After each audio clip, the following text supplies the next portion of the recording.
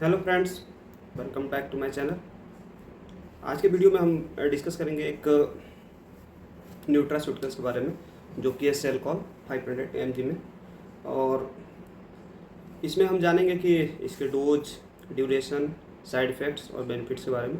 ठीक है, एक एक करके चारों पाँचों के बारे में मतलब पॉइंट्स हैं वो जानेंगे। उससे पहले हम ये जान जाते हैं कि आखिर इसकी ज़रूरत क्यों पड़ती है हमको।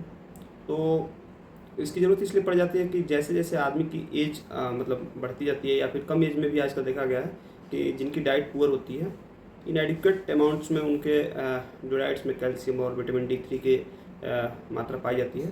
तो ऐसे पर्सनस को डॉक्टर जो है जनरली प्रिस्क्राइब करते हैं सेलकॉल 500। सेलकॉल 500 लेने का बेनिफिट ये भी होता है कि इसमें विटामिन D3 और कैल्शियम दोनों कंबाइंड फॉर्म में होता है, मतलब एक साथ होता है।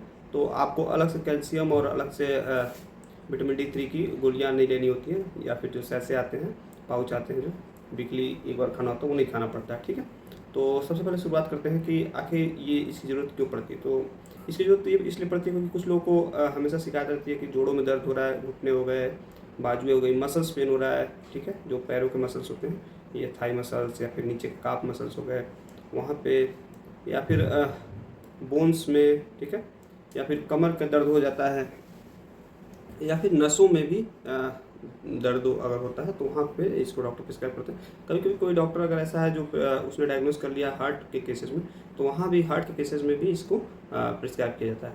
तो चलिए शुरू करते हैं। जो कैल्शियम होता है, स्पेशली विटामिन D3, उसकी कमी की वजह से क्या होता है कि जो कैल्शियम का एब्जॉर्प्शन होता है, अगर आपके डाइट में उपलब्ध है फिर भी एब्जॉर्प्शन होता है, पुअर एब्जॉर्प्शन होता है, बहुत कम एब्जॉर्प्शन होता है, जिसकी वजह से क्या होता है कि आपको बहुत जल्दी थकान महसूस होना, मतलब कैल्शियम और विटामिन D3 की कमी अगर बॉडी में होती है तो आपको बहुत जल्दी थकान महसूस होना, पैरों में झंझनाहट होना, घुटनों में दर्द होना, ये सारी कॉमन समस्याएं जो हैं घेरना शुरू कर देती हैं, और ये कभी कभी बहुत ज़्यादा विकराल रूप भी धारण कर सकती हैं। नेक्स्ट जो है कि सेलकॉल भी जो होता है वो कंबाइंड कैसे होता है। तो इसमें 500 mg में आपका कैल्शियम होता है, साथ में विटामिन D3 होता है। ठीक है, नेक्स्ट आते हैं कि इसकी जो हमको डेली रिक्वायरमेंट जो होती है कैल्शियम की, वो कितनी होती है। तो डेली एक जनरल आदमी के लिए, मतलब कॉमन आदमी के लिए जो रिक्वायरमेंट होती है 1000 से 1200 मिलीग्राम तक की होती है। ठीक है, जो कि हम अपने खाने से नहीं पूरा कर पाते, तो उसके साथ ही इसको एडवाइस किया जाता है, जो कि ये दोनों मिला के बैलेंस कर लेता है। जो अपना डाइट का कैल्शियम और विटामिन D3 है, जो बाहर से धूप से मिलता है, एक बेस्ट सोर्स जो होता है। ठीक है, अब आते हैं कि इसका जो कैल्शियम की डिफिशिएंसी जो होती है, अगर डाइट्स होती है तो उसको मतलब कैल उसको पूर्ति कैसे करते हैं। तो उसके लिए आपको नॉन वेजिटेरियन है तो एग्स लीजिए, फिशेज लीजिए। ठीक है, अगर आप वेगन नहीं है, वीगन जो बोलते हैं, आजकल एक नया आया हुआ है वीगन, जिसमें कि वो एनिमल प्रोडक्ट्स भी नहीं खाते हैं। तो अगर आप एनिमल प्रोडक्ट्स खाते हैं तो जैसे दूध पीजिए और अंडे खाइए। उसके साथ साथ आप मोरिंगा जो एक आता है सब्जी है, उसका सेवन कर सकते हैं। बहुत सारी सब्जियों में कैल्शियम पाया जाता है। आप स्पिनच खा सकते हैं, आप ब्रोकली खा सकते हैं। इस तरह के बहुत सारी सब्जियां हैं जिनका सेवन करने से आपके जो कैल्शियम और विटामिन D3 का जो डिफिशिएंसी है वो थोड़ा बहुत बैलेंस किया जा सकता है। नेक्स्ट जो है कि आखिर कैल्शियम हमारे शरीर में करता क्या है। तो शरीर ये हमारे शरीर में हार्मोन्स के फॉर्मेशन में हेल्प करता है, मसल के मूवमेंट में, दांतों के बनने में, हड्डियों की मजबूती में, क्योंकि अगर कैल्शियम की कमी होने लगती है तो हड्डियाँ फ्रैक्चर बहुत ईजिली हो जाती हैं।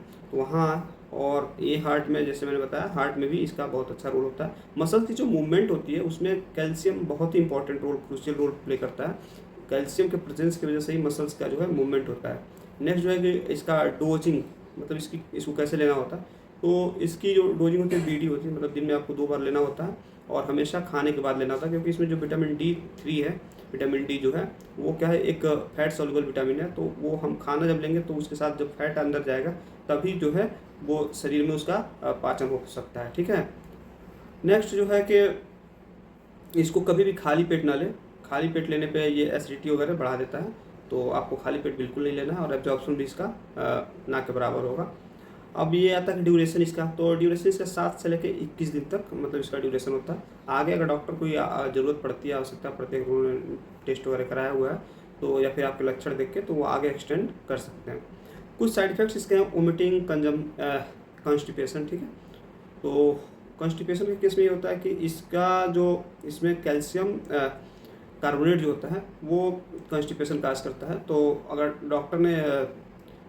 आप डॉक्टर से बात करते हैं तो डॉक्टर क्या होता है, इसकी जगह पे दूसरा जो है इसी का सप्लीमेंट है आपको प्रिस्क्राइब कर देते हैं। तो आपको एक कैसी वीडियो लगी, छोटी सी वीडियो थी, आपको जैसी भी लगी हो आप कमेंट जरूर कीजिए और मेरे चैनल को सब्सक्राइब करके रखिए। Thank you.